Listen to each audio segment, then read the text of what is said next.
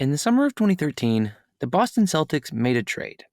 It's one of the most famous in NBA history and has been talked about quite a bit. So if you know what I'm about to say, then I guess you can just skip this part. But for the rest of us that don't remember all the details, let me lay them out again. The Celtics have been contenders in the East for half a decade, making it to 3 conference finals, 2 NBA finals, and winning their most recent title in 2008. Their big three of Kevin Garnett, Ray Allen, and Paul Pierce, who had been put together in their own series of blockbuster moves, was the backbone of one of the NBA's best ever rosters. But by 2013, all 3 of them were over 35, and the team's championship window was closing. They'd finished as the 7th seed and been knocked out in the first round by the Knicks, which is honestly enough to make anyone want to reconsider their life choices. But with their best years behind them and uncertainty up ahead, Danny Ainge and the Celtics front office had to face the same decision that every great team does when it hits the end of its run. Do we put all our chips in this basket for a year or two longer and delay the inevitable, or do we bite the bullet, deal away all of our prized assets, and make the painful yet necessary decision to fully embrace the rebuild? Now, I want to point out here that I'm not super interested in relitigating what the Celtics chose to do here. With the benefit of hindsight, it's pretty obvious that they made the right decision. But what I'm more interested in is what the Celtics case can teach us about rebuilds in general. Because we see teams across sports attempt to do this all the time when their stars start to get old, or even just when they realize that they're no longer able to contend. They trade their best players for younger assets or draft picks in the hope that they can build something else from the ruins of that original team. Rebuilds can be soft, where certain players are held onto for the long term, or they can be hard, where everything must go and teams try their best to sell their team down to its bare bones. There are varying degrees of rebuilds too, but for our purposes today, I think it's helpful to define exactly what we're talking about.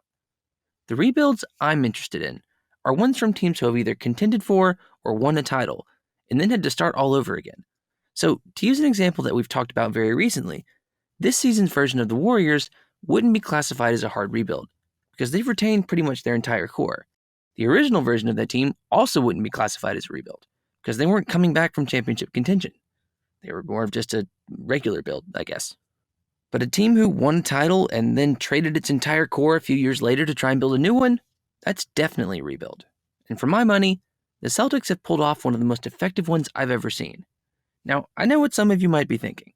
Well, that Kevin Garnett trade happened in 2013, almost 10 years ago.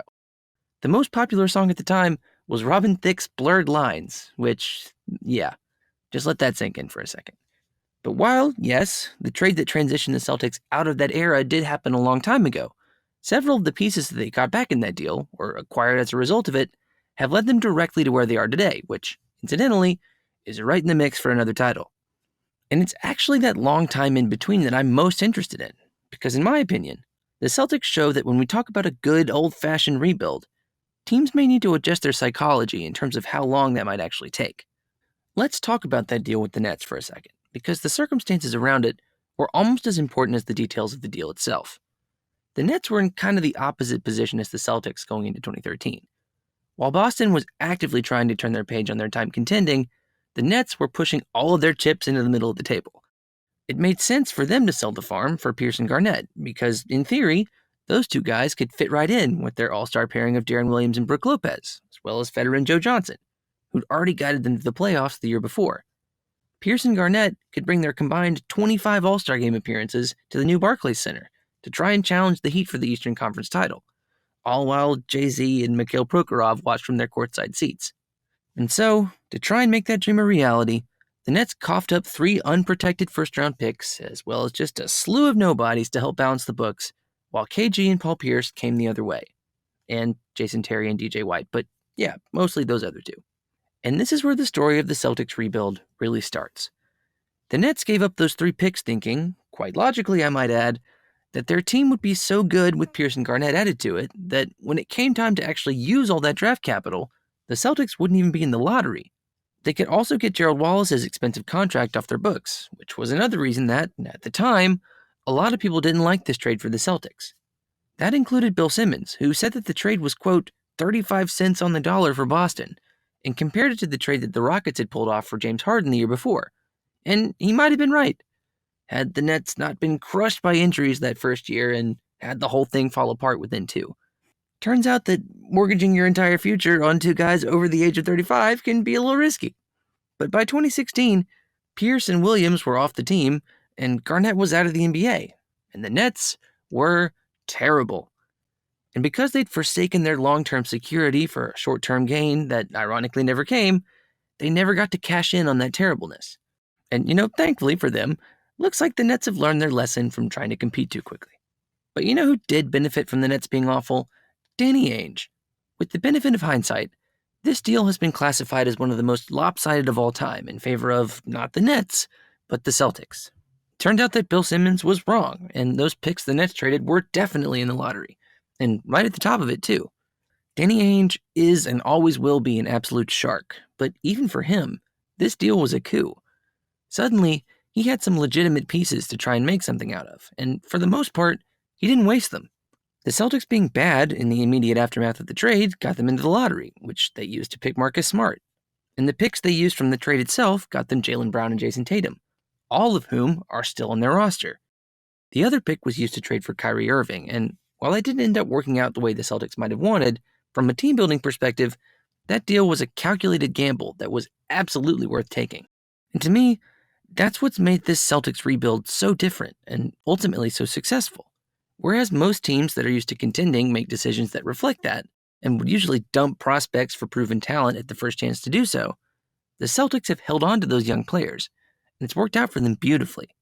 To understand what I mean, let's look at another championship team who had to try and rebuild. The Celtics' eternal rival, the Los Angeles Lakers. After Kobe retired, the Lakers were pretty terrible. And to their credit, they did take a nice, long trip in the tank to try and come back from it, and picked up some pretty key pieces along the way. They actually drafted multiple All-Stars in those years in the doldrums, but at the first sign of opportunity to sign something brighter and shinier, they took it. The Lakers did what teams like the Lakers usually do, and bent over backwards to try and sign LeBron and eventually trade for Anthony Davis, completely wiping out all the team building they did beforehand.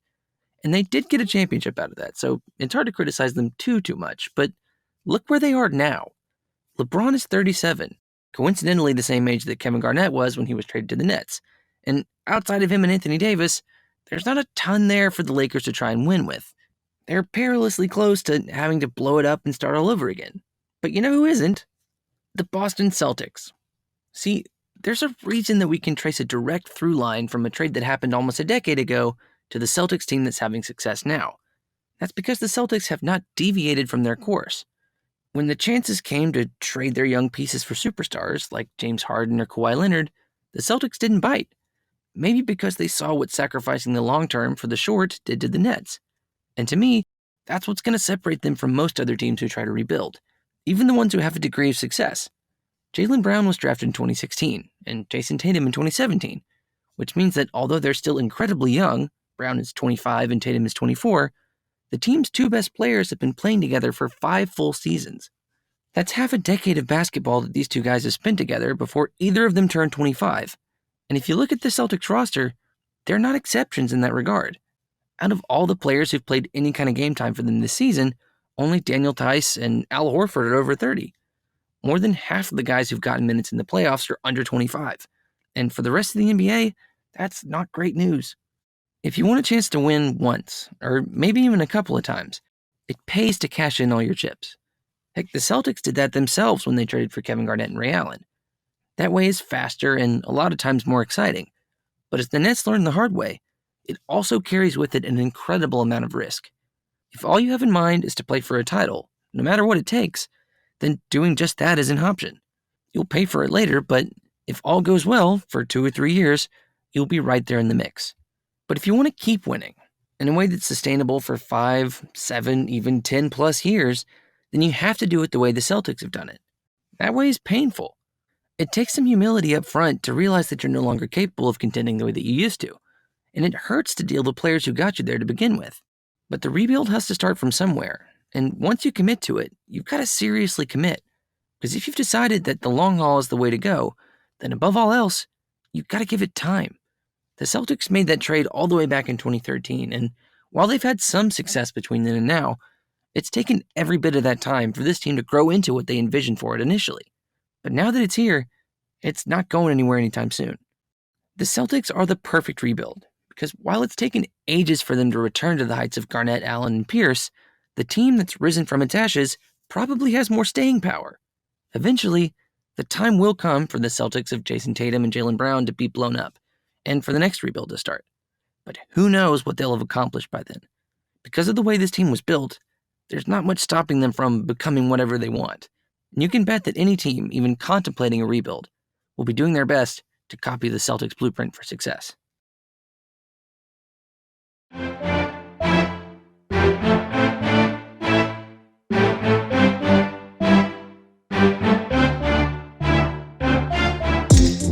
Hello to everybody out there. It's Will, and my goodness have these NBA playoffs been fun so far. I'll grant you that that's probably a little less so if you're a Nets fan. Sorry guys. This video may have seemed like a bit of a pile-on, but I promise that it was just an unfortunate coincidence. If you like the content, please do me a solid and give the video a like, or even subscribe to the channel for more videos like it. We just did an episode on how the Warriors were built that's pretty similar to this one, and we'll probably do some more NBA content before the playoffs are over. If you have an idea for a video that you'd like for me to take a look at, please leave it in the comments, along with who you think is going to make it to the finals this year. My Hornets are already out, so I'm just hoping for some fun games and some high-quality basketball. You guys are always high quality, so until next time, thanks so much for watching, and I'll see you later.